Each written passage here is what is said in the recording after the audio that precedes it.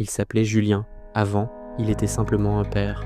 Un père qui connaissait par cœur le rire de son fils, la façon dont il s'endormait le poing fermé, les questions posées juste avant la nuit, celles qui comptent. Un père ordinaire, présent, maladroit parfois, mais profondément aimant. Puis un jour, tout s'est effondré. Une accusation brutale, froide, inhumaine. Violence, un mot lancé comme une pierre, sans preuve, sans témoin, mais suffisamment lourd pour détruire une vie.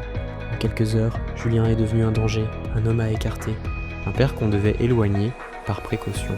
La mère de son fils a saisi cette accusation comme une arme, non pas pour protéger, mais pour exclure, pour couper, pour effacer. Et l'enfant a disparu de son quotidien. Pas d'adieu, pas d'explication, juste un silence administratif, des portes fermées, des regards méfiants.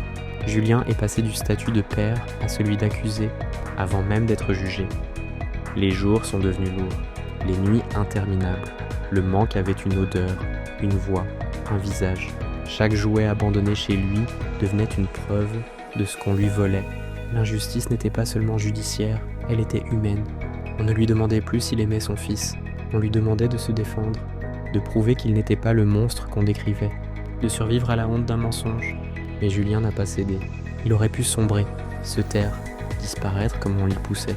Mais il a compris une chose essentielle. Abandonner aurait été la seule vraie faute.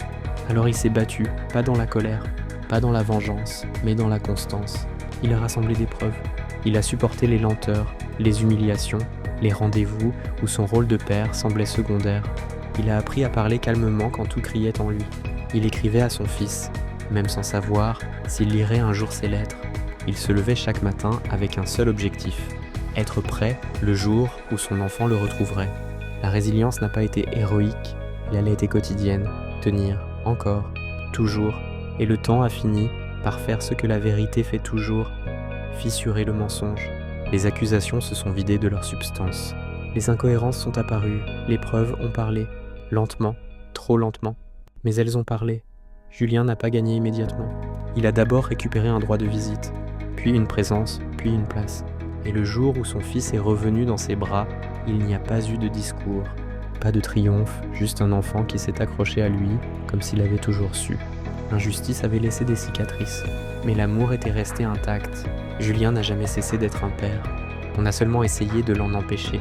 Et aujourd'hui encore, il se bat, non par haine, mais par fidélité, parce qu'un enfant n'est pas un trophée, parce qu'un père ne se remplace pas, et parce que l'amour, quand il est vrai, survit même à l'injustice